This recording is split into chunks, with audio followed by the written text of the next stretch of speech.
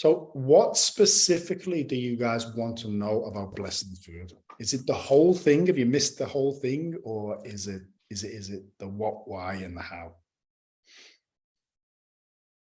I think that the whole thing. I mean, if other people don't mind, if you could just go through that sort of briefly, who we offer it to, so I can write it down.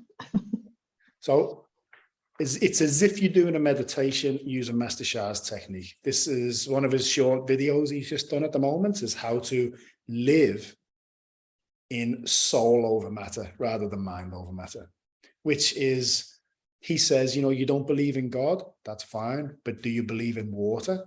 If you believe in water, you can say, dear soul of my water, before you drink it, I love you, please heal me, and then drink it. Because everything's unconditional universal servant in terms of Master Sha's language. The Buddha said all phenomena is selfless. Okay. So he says, do you believe in the earth? Well, the earth is a selfless servant. You can say, dear soul of the earth, can you please offer me a blessing? You can do it with the sun. This is soul over matter. This is addressing the information of all form and asking it to bless us. When we are talking about spiritual beings, enlightened beings that are no longer in a physical body, for example, the soul of Jesus, the soul of Buddha, the soul of God, the soul of whatever spiritual father or mother that you are connected with. To call them in our meditations is exactly the same as calling the earth. Okay, you're calling a benevolent being who's got their own wisdom and what have you, and you're acknowledging them and asking them to practice with you. Okay, so if I was in your house and you were doing a meditation and you actually wanted to meditate with me and you said, Nick, can you come and meditate with me? And I come and sat with you. That's exactly what we're doing. You call Jesus, Jesus will come, and he will meditate with you. He'll bless you. His soul will bless you. Okay. To say thank you for that and to live in soul over matter, which is Master Sha's teaching, because we are in the soul light era. Okay, this era is connecting back to the soul world because we have severed our connection over the last 100 or so years from spirit. We are all focused on matter, the materialists. So when we're eating our food, it's a great opportunity to show appreciation for all of the love, support, because these beings that are our spiritual fathers and mothers, you may have had lifetimes praying to Buddha and anyone that supports Buddha, his whole lineage, anyone interconnected with the Buddha will support your journey. It's massive. Okay. So to show appreciation to them, everything we do, we acknowledge them. Okay, we're seeing, as I've said to you before, you've seen a beautiful sunrise or a sunset. The M.I. Shifu is a spiritual master. Physical master, for me, Master Sha. Spiritual master, Guan Yin, Da Shijipusa, Jesus, Mother Mary, and another one I can't mention. So when your food comes, if you think on, if you're not living in forgetfulness, right? Your food comes, and you've got to remember as well, what's good is most of the time your food's hot. So it's a good time to do it because you can't eat it anyway. You're going to burn yourself, okay? So just sit down, and the process is as if you're doing an invocation for meditation. It can be as long as you want, because if you're specifically calling out specific souls, that's more personal. But it doesn't have to be that way, okay? You can just say, dear all spiritual fathers and mothers, dear all my ancestors. My Buddhist teacher says, dear all the Buddhas in the 10 directions. You don't have to say this, but it's calling all Buddhas, all Bodhisattvas. And remember, any enlightened being from any tradition is a Buddha. Forget about Buddhism. Buddha is a fully enlightened being. Lao Tzu is a Buddha. Okay, Krishna is a Buddha. They're all Buddhas. So, dear all spiritual fathers and mothers, I offer this food as a token of my love and appreciation. You can make it as simple as you want. You can offer it back to the earth. A good mindfulness practice, which is an emptiness teaching, is when you look at your food, trace its origin. Okay, that will slow things down. It doesn't, when you get used to it, it doesn't take long. You trace back the earth where the vegetables were grown out of, the sun shining on them, the rain falling on them, and so on and so forth. If there's meat, you can see how that meat was killed. Now, remember that might put you off your meal. So, but it might not. It might deepen your compassion to save that soul. Okay, where it came from, the samsaric pattern it's in, those that killed it, where the slaughterhouse, whatever. Trace the origin of the meal, and then when you offer it, see, and this is what I do, but you can do anything, be flexible, okay? See light blessing your food. Now, when I see that, it's not for me. It will change the structure and information of the food for you, okay? So it will actually be better for you. But the whole purpose I do it is because I'm blessing the journey, the soul journey of the food that's on my plate. Now, what my Buddhist teacher does, what she told me, she said, and she does this really fast. Her blessings are really, if you ever sit with her, she just sits silently for a few minutes and then starts eating. What she does is she offers the merit that we have for food. There's people in the world right now who are starving to death. Okay, we can eat whenever we want, so that we have merit, we have virtue for that. So for having this food, the virtue I have for having this food, I share with Wanling. Wanling means all souls everywhere, okay, to help relieve the suffering. The virtue gained by offering this food to all the enlightened beings, okay, remember, offering food to a Buddha is huge virtue. You can then either, or both, you can see that virtue saving the souls on the plate. But another Buddhist practice is, may I share that virtue, that merit, with any of my ancestors in the lower realms. Because our ancestors, we have ancestors that we could have a saint in our ancestral line, but we've also got ancestors that are in hell, okay?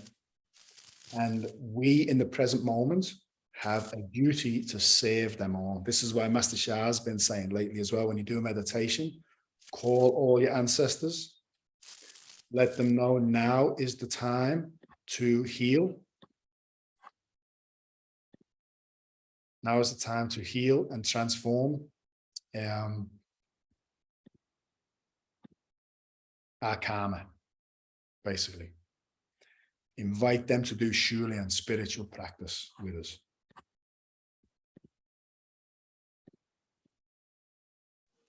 I just wanted to share, Nick. I like everybody else, I often forget myself, but I do it. I try and do it quite a lot and seem to remember, because I don't eat meat really, but my dog, like he has a chicken, I buy a chicken a week, and always give thanks to the soul of that, the flesh of that animal, and thank the animal for serving my my pet. Absolutely. Yeah. Thank you very much for sharing. It's an important point. But also remember that if your intention is there, you can just say, don't have time, you can make it as easy or as complicated as you want, depending on how much time you've got. But let's say you're in a rush, you get something to eat, you can just say, all the love, peace, harmony treasures interconnected with this food, please turn on. They are all my spiritual fathers and mothers, all Yuanling, which is all enlightened souls. Please eat first. And in your heart, lula, lula, li. One round of love, peace, harmony. How, eat your food. Okay? It's all about what's in here. It's not about in here. If you're sitting there going, I need to think of all the Buddhas, or Amitofu, Shakyamuni, you're going through all these names, but it's mechanical. You know, I think there's an ancient saying, 5 minutes of chanting from your heart, meditating from your heart is worth countless hours of meditating from your mind. And that's why I find it so much easier to say, dear divine, dear source, dear all my spiritual mothers and fathers, thank you, thank you, thank you. I just, again, try and make it simple because, you know, or else you get caught between the head and the heart and it becomes so confusing. And I did just want to add, today is the Lions Portal 88, and today is 19 years from Master Sha, of the 19 years of when the new light era has come through. Oh, really? 2003? 2003. Yeah. 88. Yeah. Yeah, wow. So, there you go. yeah, Thanks for so that. that's interesting how it's, but yeah, how that portal's all open. Yeah, wow. Thanks for sharing. So basically that's August 8th, 2003 was, in our time, was the beginning of the soul light era. Okay, 15,000 year era that's actually been extended. So good time. We're heading into good times. Okay. Is there any more questions you want to add and ask on that subject? Blessing the food. No, I just want to say thank you for saying that, Tracy, because that's really helpful. And also because when I'm doing blessings, I often will do a blessing, like a down hands blessing, and then I say blessing start, and then I start my soul language and then go, oh, damn, I forgot to say a blessing for this person, or something else comes in and I think, oh, no, well, I'll finish and then I'll start again. So, you know, maybe there's, oh, can you forgive me, and just add these other people into the list. I'll share something while you bring that up, right? In some of Master Sha's newer books, kind of thing, possibly from like Soul, Mind, Body, Science onward, he started talking about, and it's a good practice to practice, okay? It's do the invocation and everything from the heart. Because, for example, if I was to do everything I've just said with a vision from the heart, and this is my Buddhist teacher does this as well, from a visualization from the heart, actually seeing virtue coming down and then being shared with all sentient beings, that vision and intention in the heart is everything like that. So remember from a Buddhist perspective, the term blessing, right? The term blessing means the shift in someone from being in the presence of a master. So if you, like, there's a story in Tibet of a cat that was always around one of the temples that kept attacking and killing mice for fun. And the cat spent time around the headmaster there, the head monk. And after a few months, the cat and the mice used to lay down together next to each other. Okay, the field of the master changed the field and intention and everything of those around them. So that's a good teaching for us as well, because if you're blessing your food, remember it's all about the condition. You know, you called me the other day, Cheryl, and was asking me about, can you chant the Da Bei Zhou when you're offering a blessing? Whatever puts you in what Master Sha used to call the divine condition, okay, do it. Okay, whatever puts you in the condition is the blessing. A Buddha is conscious 24/7, fully present. That's the blessing. The Buddha doesn't see a big act any different from a small act.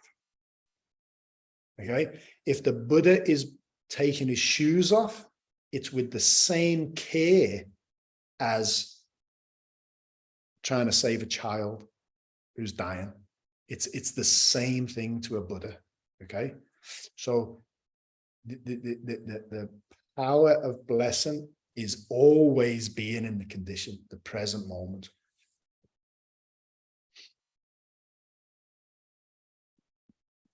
Any other questions? Anyone want to share anything? Yes, something I just tacked on to the end of mine is not just I share the virtue, and then I also, because I grow a lot of my food and I have some beautiful fresh food, and I offer the nourishment as well to all souls. And then I'm also concerned about my son and daughter and think that they could eat healthier. So I then also just I add, I give the nourishment to my son Cameron and my daughter Melanie. So yeah. Nice. Again, selflessness. Okay, Tracy's in the selfless condition. Whatever she can do to benefit others, whether it's her kids, her husband, or whatever, we're all sentient beings. That's the condition. You're aligning with the natural process. Anything else, or should we go on to a little teaching, or what do you want to do? Because we're going to do a bigger meditation. Danielle just reminded me that last week I said we'd do less talking and more of a meditation this week. So yeah, but we can go over some things. I was actually going to touch on Mara, believe it or not, this week. That's just a little bit more of a story into Buddha's journey, how he was tested by Mara, who's the king of the dark side. And go into Mara's story a little bit, but that's not necessarily how it has to be. We can do whatever you guys want to do. Nick? Yep. Can we include Poppy and her parents in the meditation, please? Yeah, of course. Thank you. Thank you. I'm happy to hear the story. Yeah. If everyone else is. Yeah, all good. I'll just share the screen because I just made some notes. I haven't really prepared much this week. I usually do a little bit of preparing, but that's okay. Can you guys see the screen?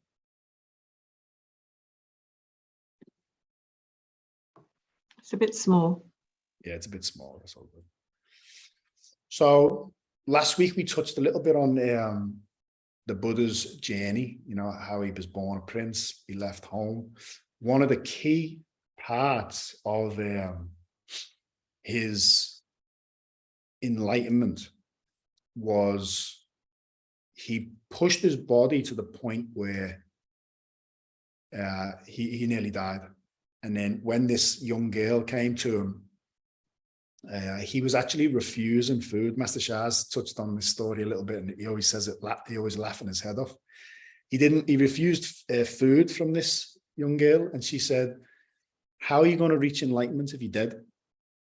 And he got a massive aha from that, and so he started taking on food and regaining his strength.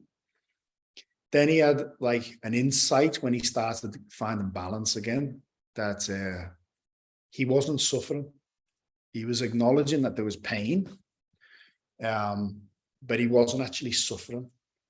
So he started having a lot of insight. He didn't know whether he'd reached enlightenment. He didn't know what was going on, but he wasn't suffering, and that was really clear to him.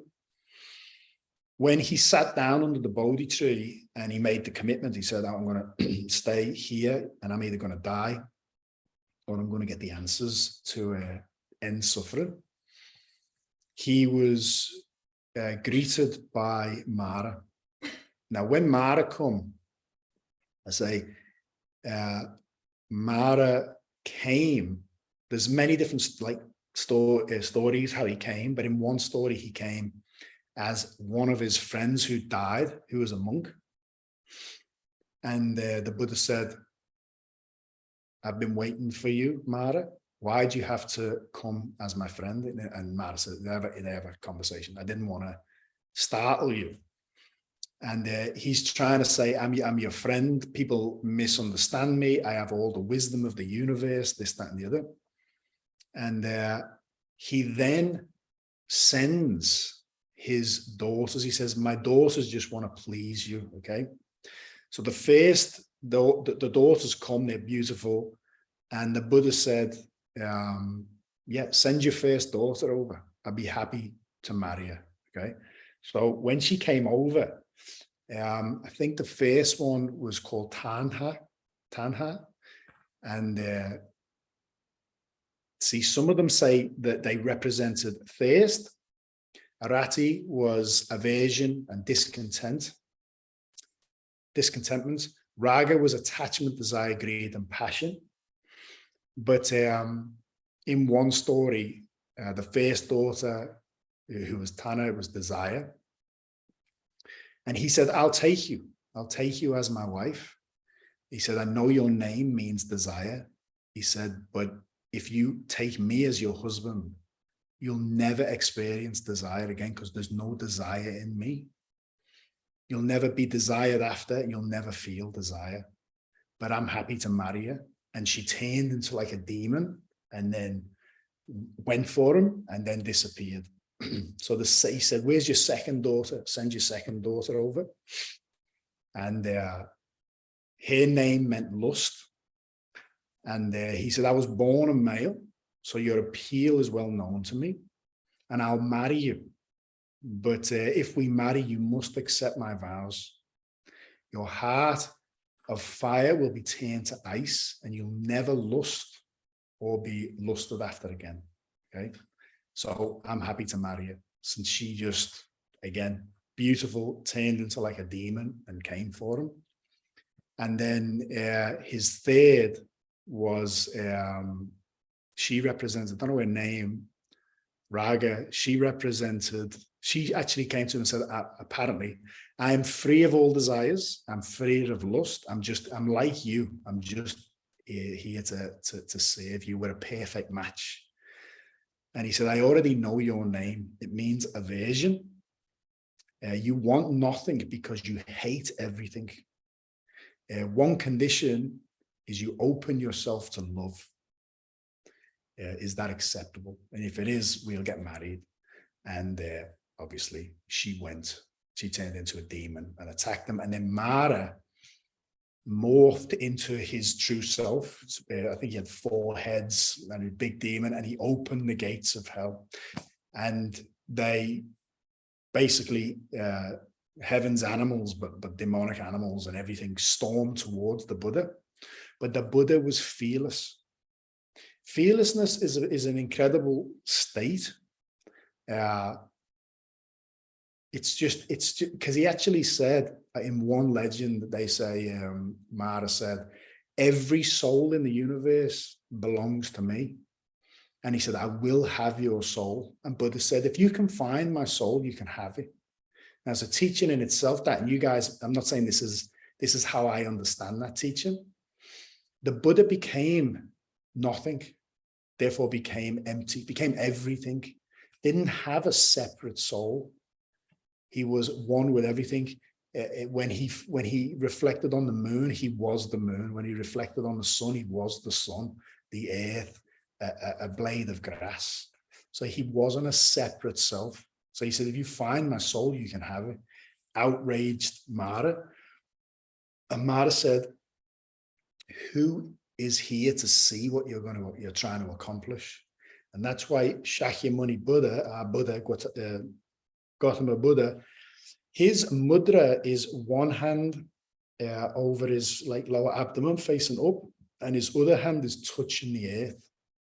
He says to Mara, he says, the earth is my witness.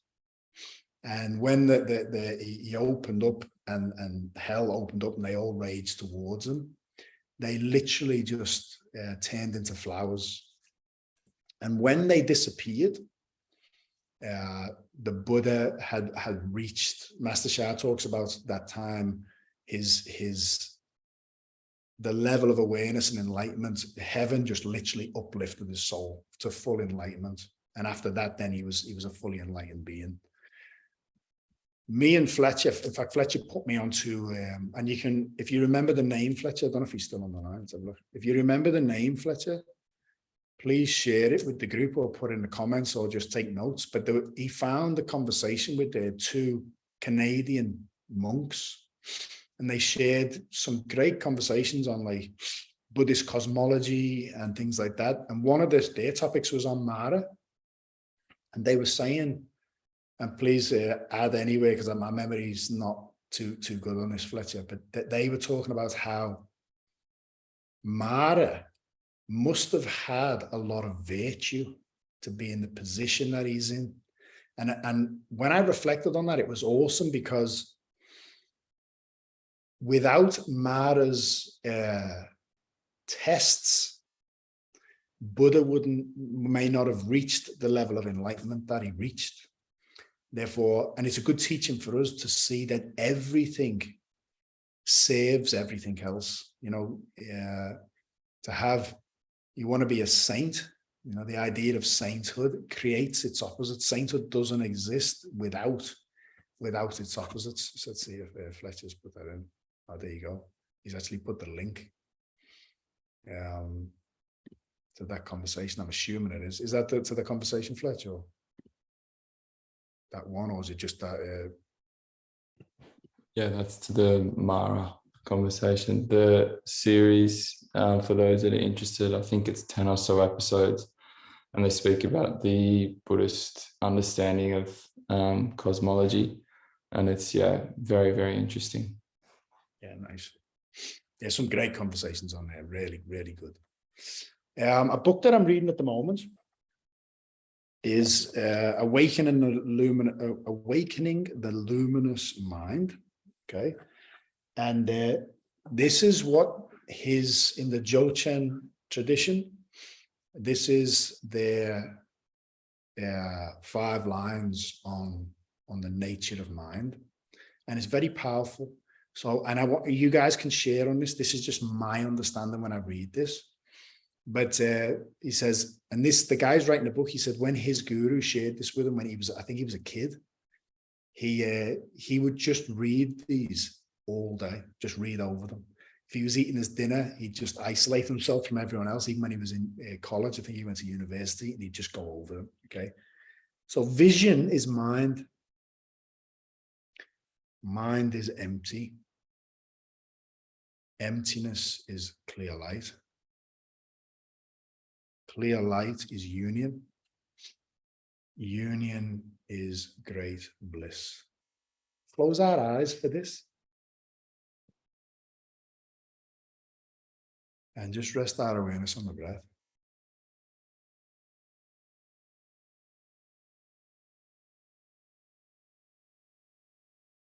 Vision is mind. Whether it's vision with our eyes, thoughts, all vision is mind. Mind is empty. Empty here could refer to the teaching on emptiness. Every thought is dependent on everything else. It could also mean that it's fundamentally empty. We can't find the mind. You cut someone's head open, you're not going to find the mind. Its nature is empty. Like the emptiness of a room. Emptiness is clear light. Emptiness is clear light. Clear light is union.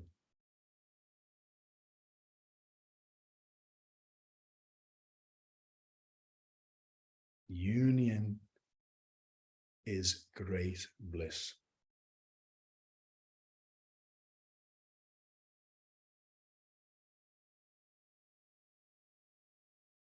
Vision is mind.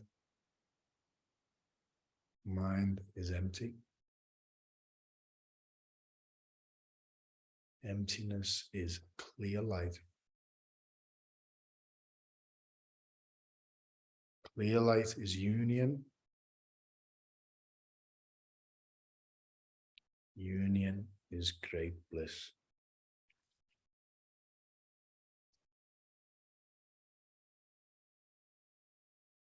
I'm going to do a meditation soon. Does anyone want to share anything on that?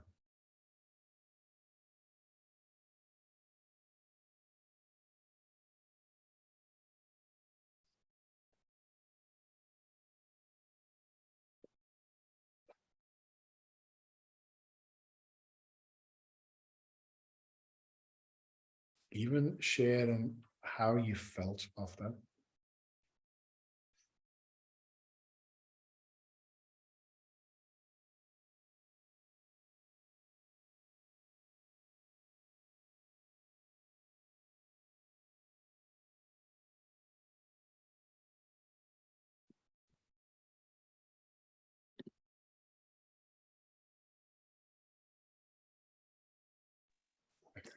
I just wanted to share, if I may, in relation to the Buddha when he was supposedly in temptation with Mara, was how he was, like he said, he was part of everything.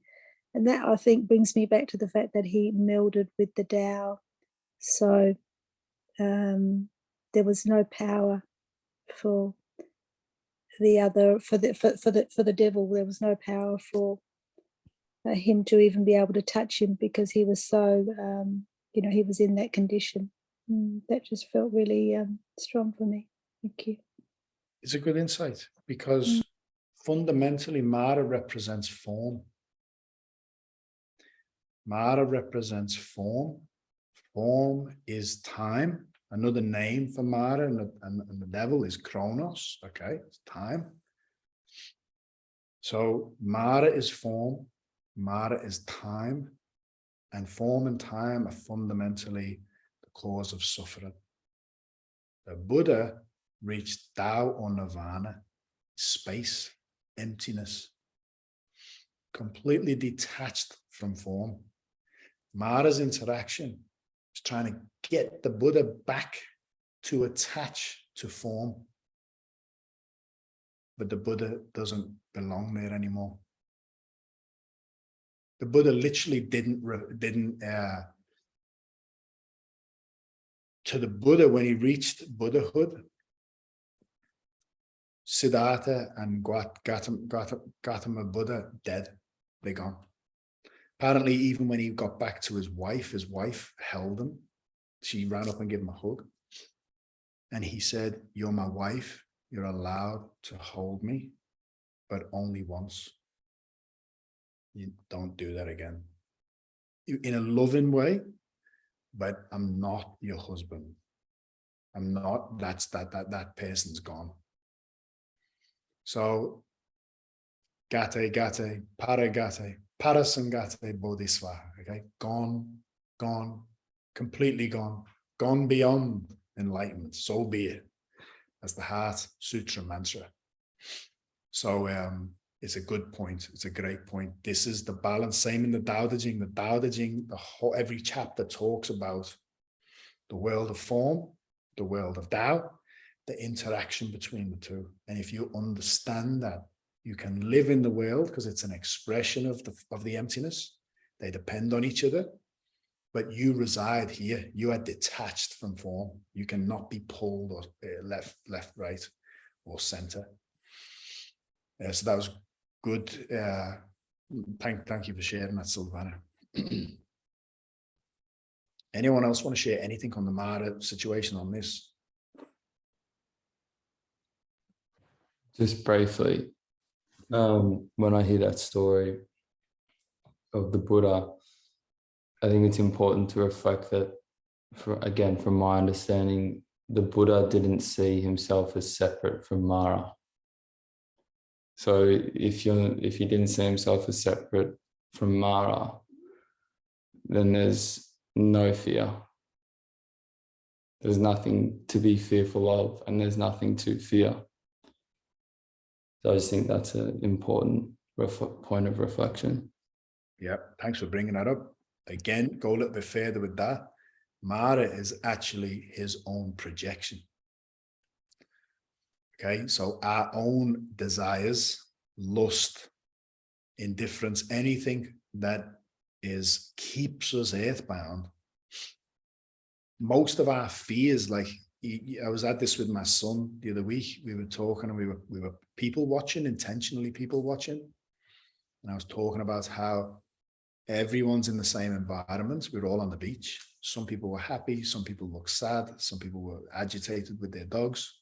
Whatever it was, same environment. Nature's giving off its own truth. Everyone's experiencing their own experience. It's an inward thing, okay? Whatever we carry on the inside, you could go to the Tibetan Plateau or Mount Everest and sit next to a yogi who's fully enlightened. And he'll be sitting on a bed of flowers, and I'm sitting on burning coals because all I'm thinking of is I'm too cold.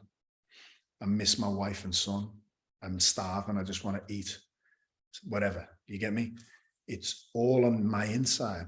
So thank you for sharing that, Fletch. Mara is also a projection from Buddha. It was the final sever of his inner projections. So he slayed Mara within, completely detached from all desires, lust, and the world.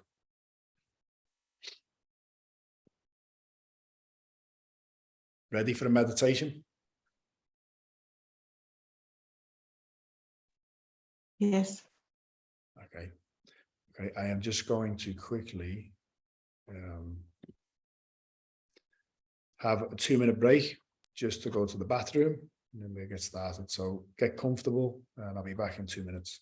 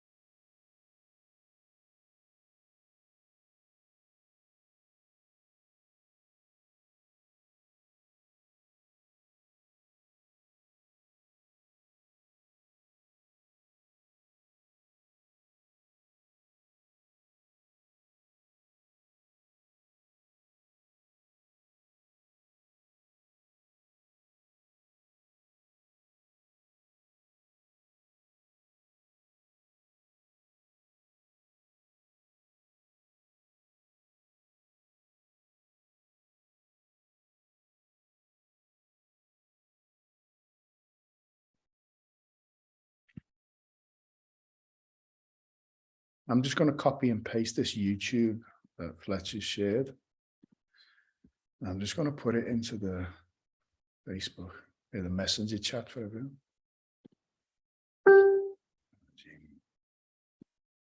Oh, Sylvana's already done everything. I've done it. Yeah. Legend. There you go. Don't mess around, do you, Sylvana? Forgive me, I actually tried to put it in mine and I put it in ours, so it was No, that's obviously. good. No, I appreciate it. Okay, guys, so get comfortable.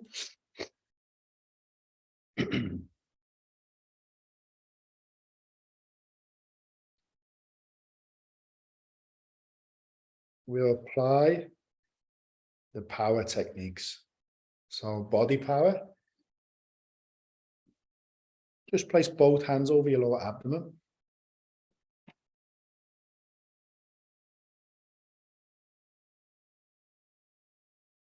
Soul power, mind power, breath power, all together. As we invoke the soul world, whoever we invoke, see them, mind power, soul power as it called them, say hello, mind power, see them, breath power, breathe them in, breathe their essence in, their wisdom, their light, benevolence, kindness, stillness, okay?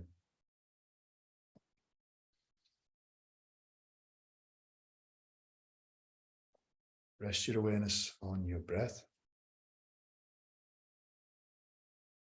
And just be aware of the rise and fall of the body, the breath, and breathe into where your hands are.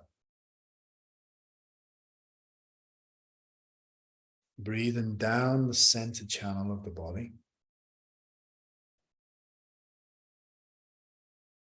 And as we invoke the soul world, see light opening up this channel that we breathe in. So every exhale, feel the body relax. Any tension in the body. We're not breathing it out and releasing it into the field. Just like when you switch a light on in a dark room, the darkness doesn't jump out the windows, it just turns the light.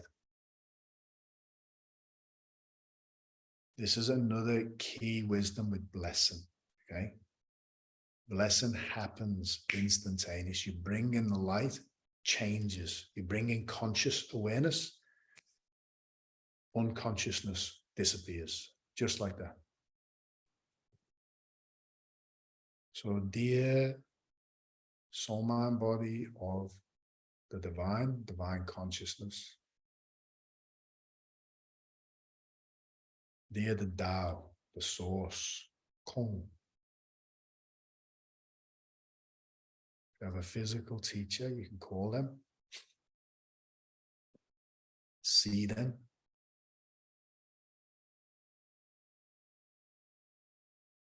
There are countless healing angels, archangels,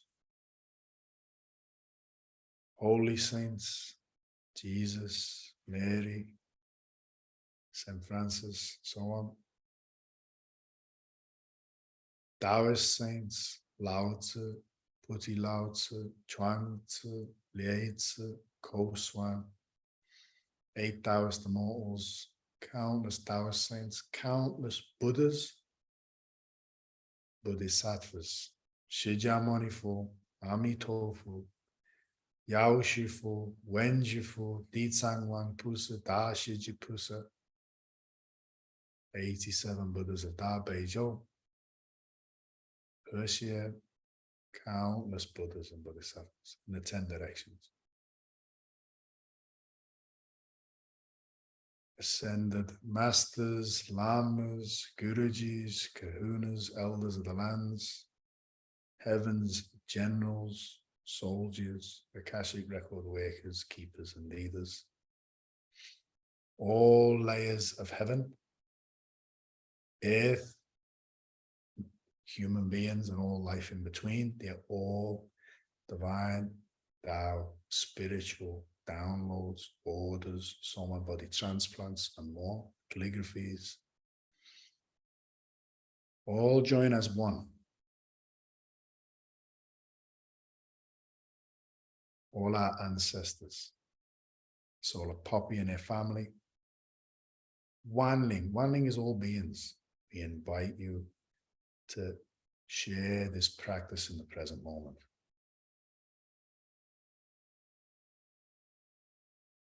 I forgive Wanling. Wanling, forgive me. Wanling, forgive each other. Bring love, peace, harmony.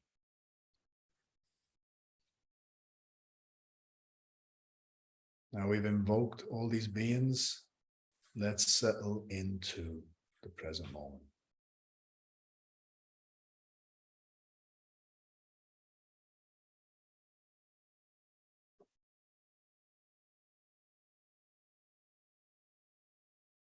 Follow the breath.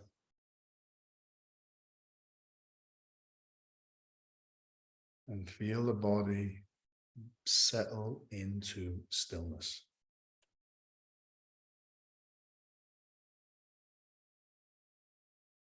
Every inhale, breathing in life. Every exhale, relaxing further.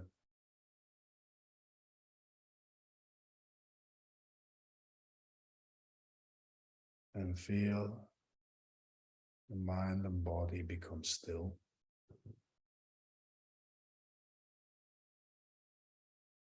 And spacious.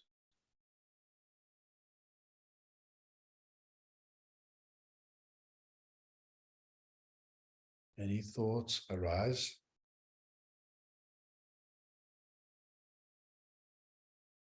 Don't resist them.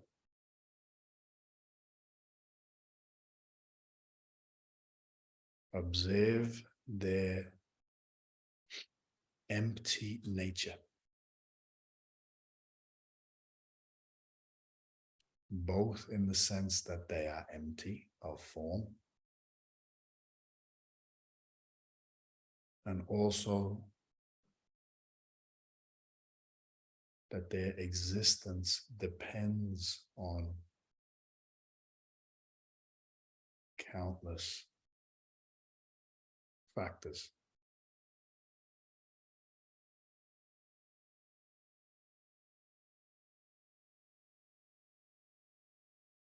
Look at them, whatever arises, look at it.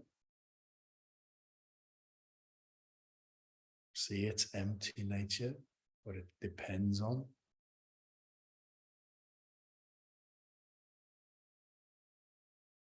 And then let it go.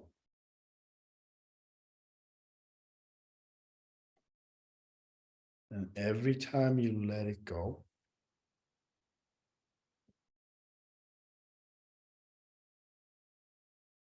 be more aware of spaciousness.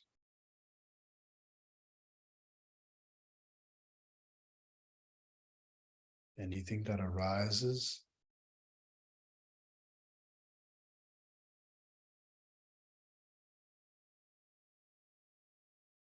might be a feeling, a thought,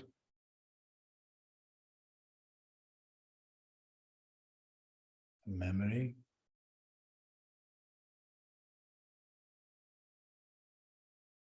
observe it, see what it depends on.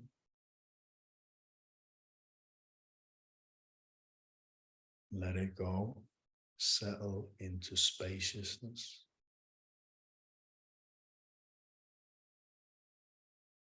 Stillness.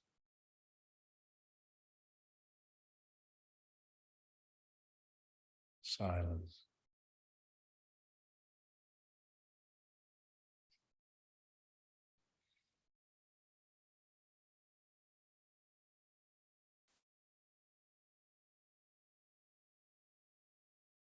If you can hear anything in your environment,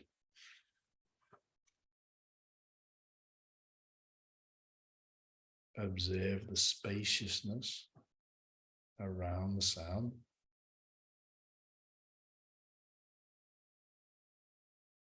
The stillness from which it comes from.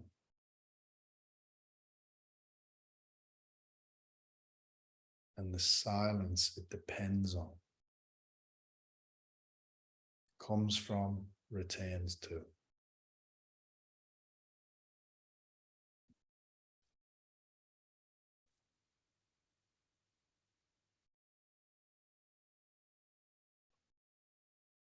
And reflect on the impermanent nature of everything. Things arise.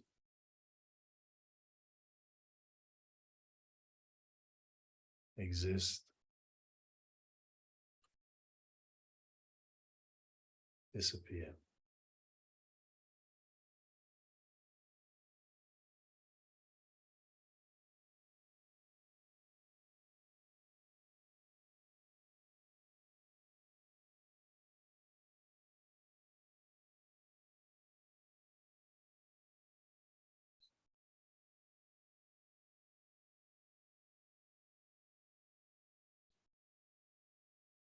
fully present with the inhale.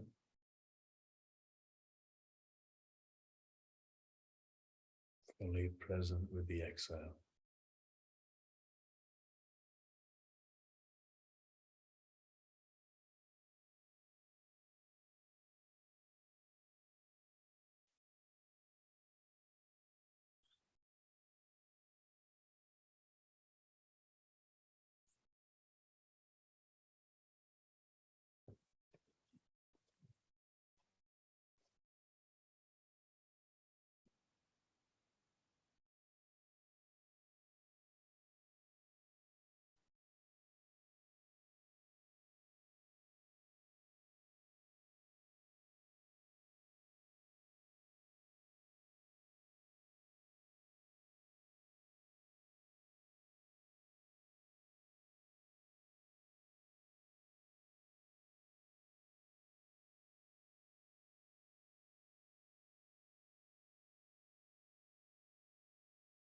This empty space is God.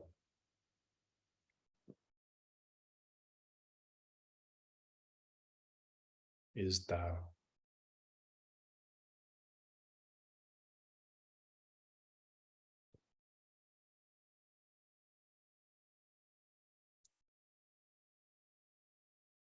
Free from form.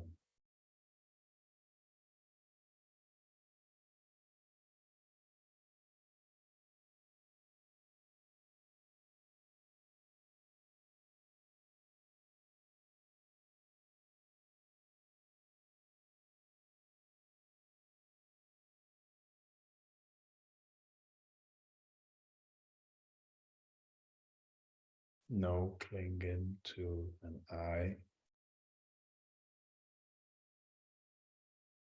me, or mine.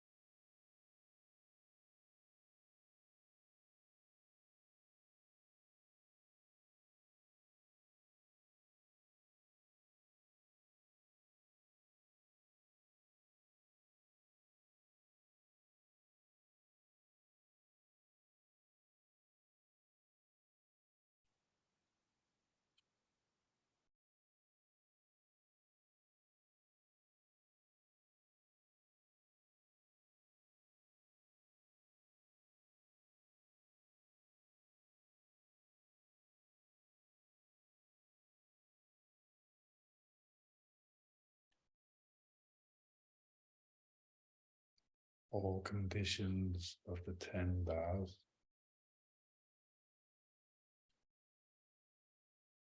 are present in this space.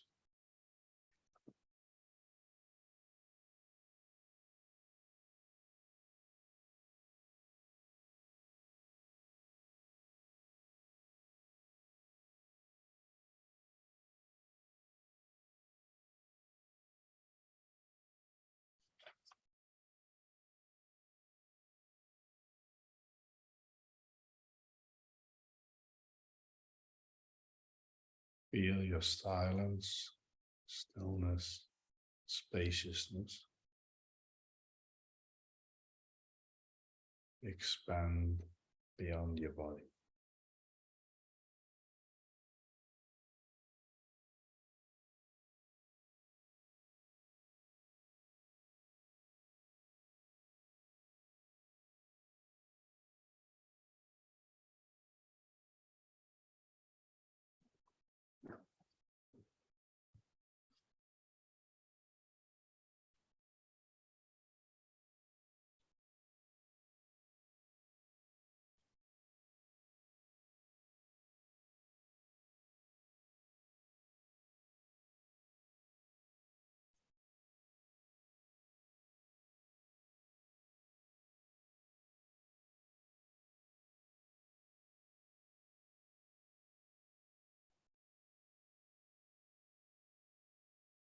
Melding with the silence, stillness, and spaciousness of the space around us.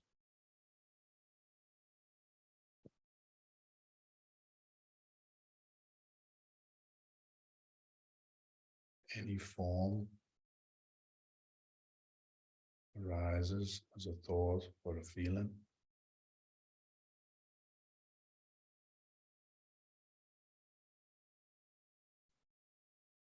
See what it's dependent on.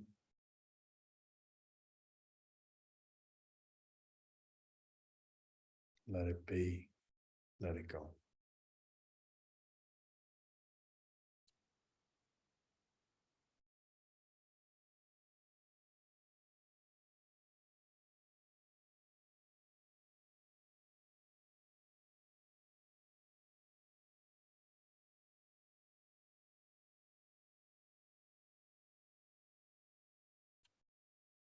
Merging back with spaciousness, silence, stillness,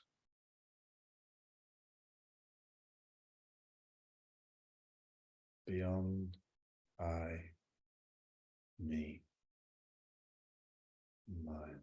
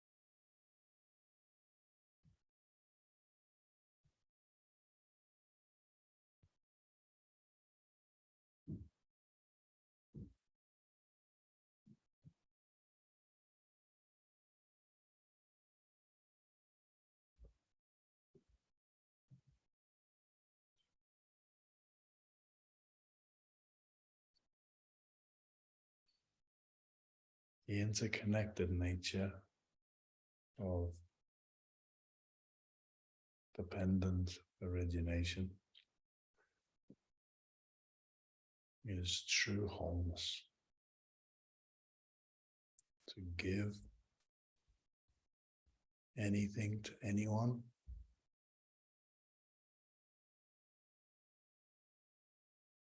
is the same as the left hand given to the right hand.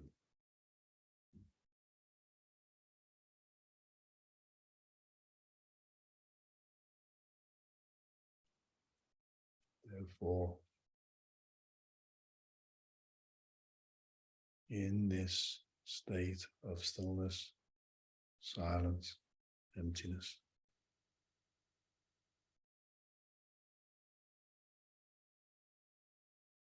using the mind as a tool,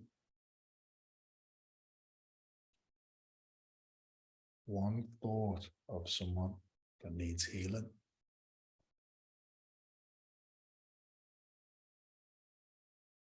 can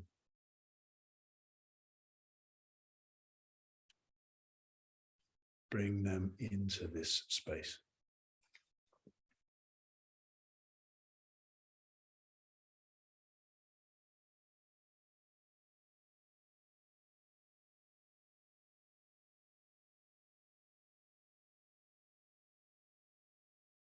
The thought of someone like Poppy and their family. We can consciously think of them, see their condition and their existence, what it's dependent on.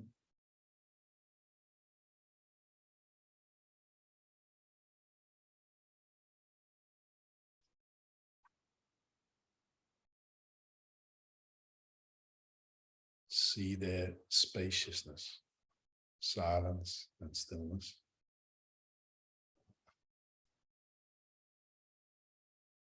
See them merge into emptiness and then let it go, let it be.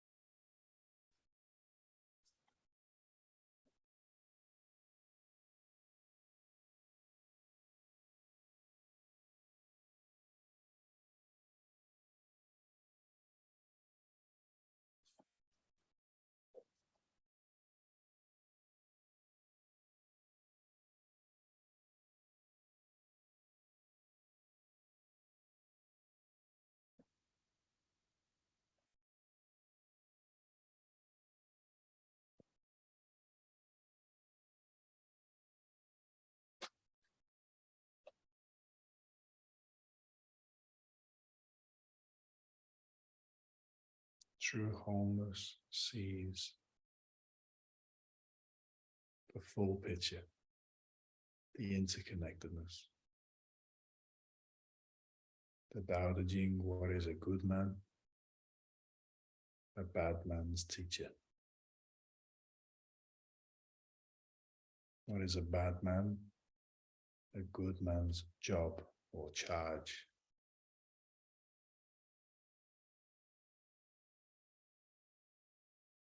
Through silence, stillness, spaciousness, we go beyond the yin-yang world.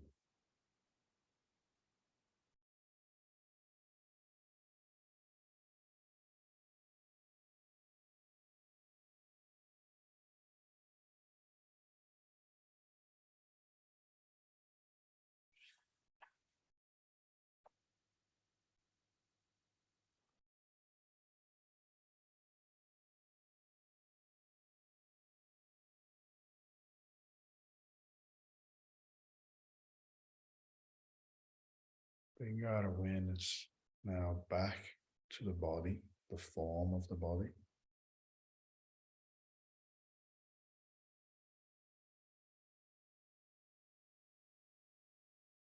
and love and appreciate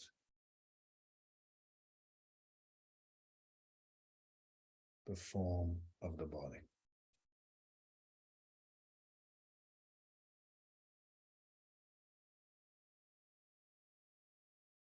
With the realization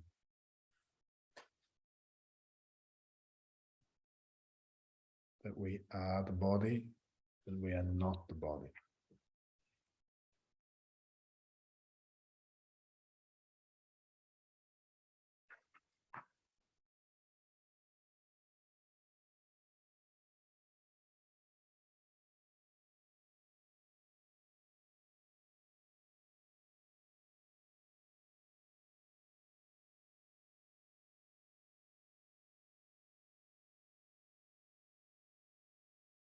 The body is subject to impermanence.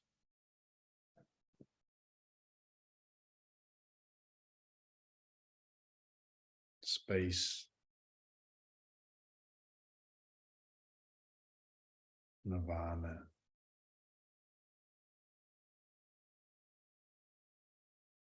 is beyond impermanence.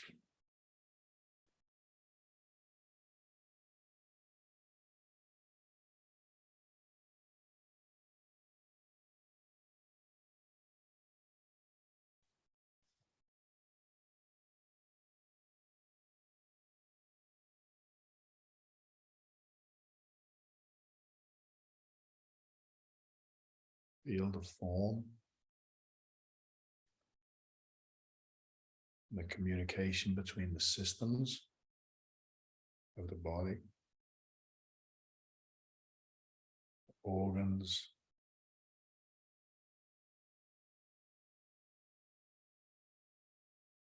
the cells of the body.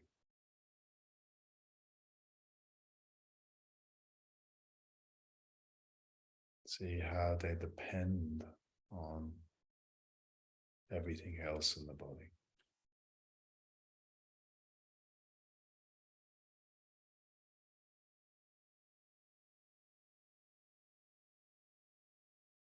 Be aware of their silence, stillness, and spaciousness.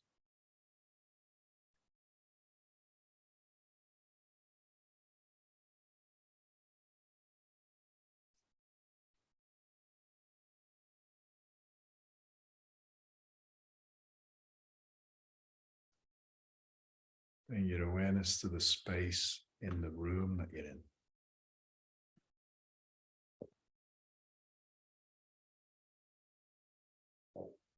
And the form in the room.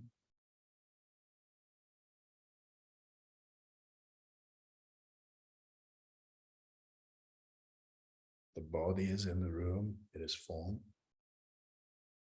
But there is space in the room, and there is space. A true nature is space.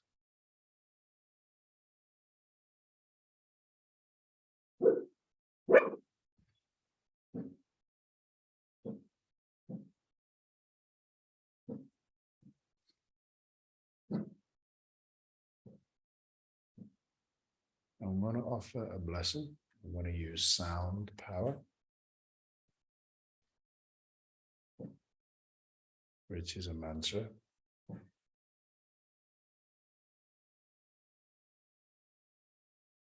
But be aware of the silence, stillness, and spaciousness around the mantra, from where it arises from.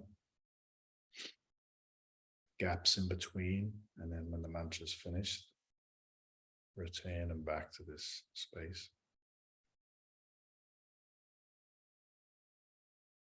Mantra is Tao De. Tao is emptiness, the source. De is the virtue bestowed from this source to the manifested world.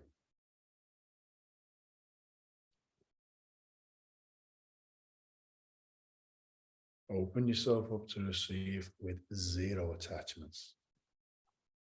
Just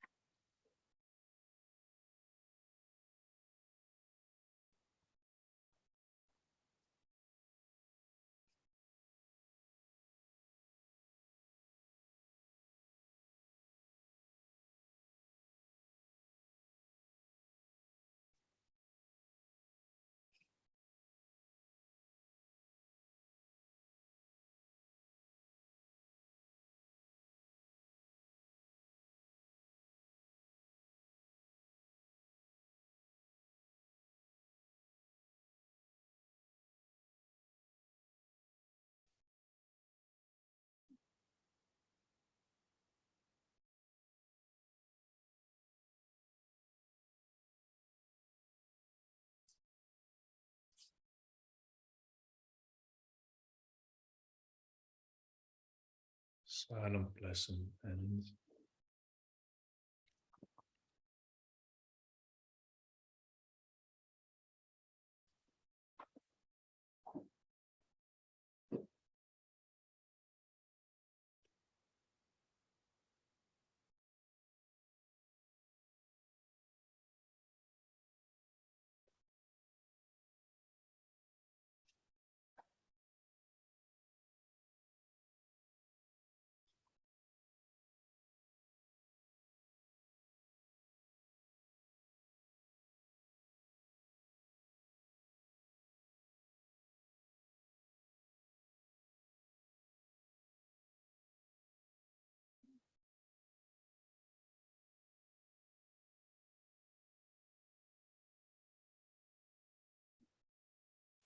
Slowly bring our awareness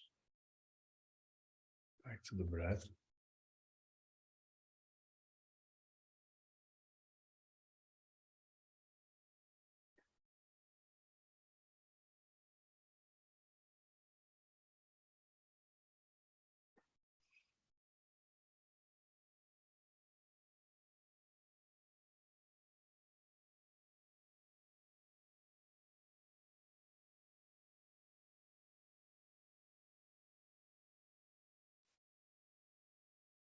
Feel your heartbeat.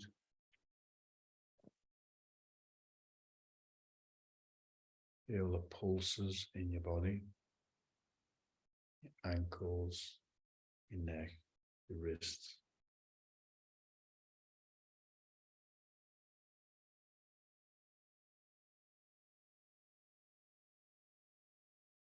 Sensitive to body,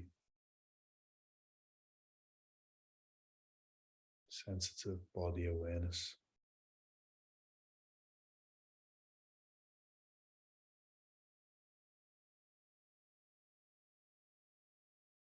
Be aware of what you can hear in your environment, what you can smell.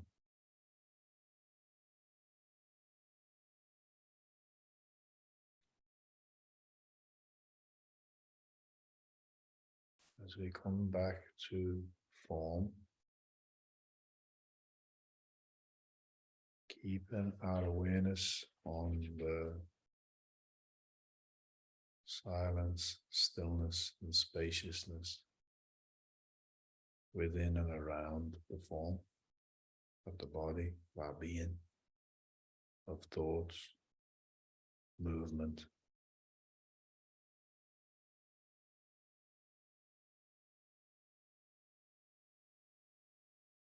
Slowly increase the depth of the breath, the inhale, and slowly start to move shoulders, fingers, toes, ankles, wrists.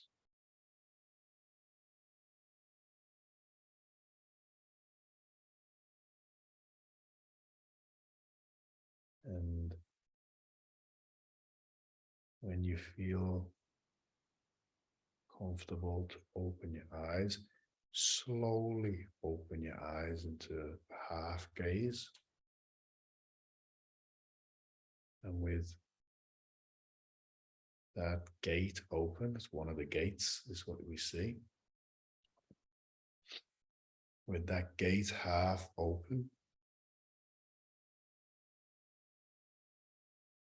observe where we are with an added dimension of panoramic awareness, what's going on around us and within us.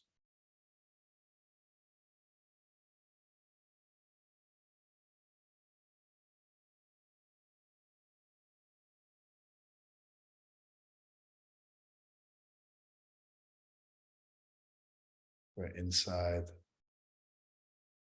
say that inside the body and outside the body, but really there's all one space. We can be inside the room and outside the room, inside the house and outside the house, inside the country and outside the country, but it's all one space. and we are not separate from that space or separate from anything else.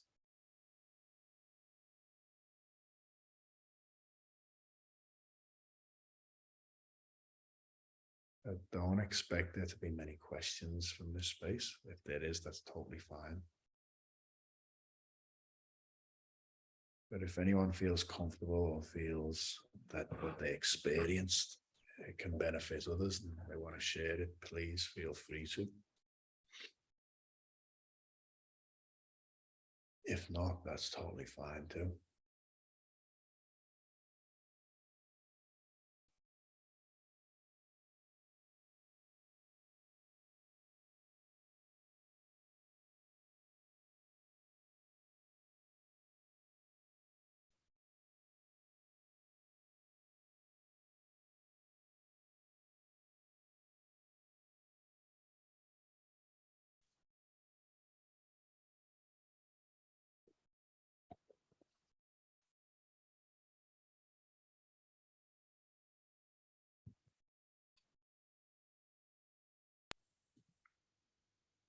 Thank you, Nick. I feel very energized by that practice. I've been feeling tired all day, so that was really pretty good for me. Thank you. Thank you, everyone. Thank you, Savannah. And if you guys would prefer doing this type of Monday night, we can do from 7 till 7 as just teaching on a topic or whatever. We can do from 7:30 to 8 chanting a mantra, and from 8 to 7:30 silence. So it's an hour's practice and half an hour's theory. More than happy to do that. Be very beneficial as well. We can chant for loved ones and for the world.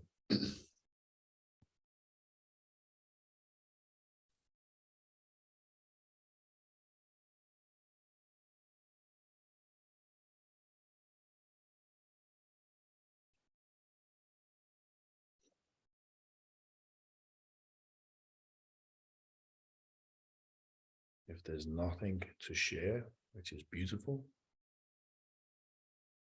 we can close. I am going to stop recording.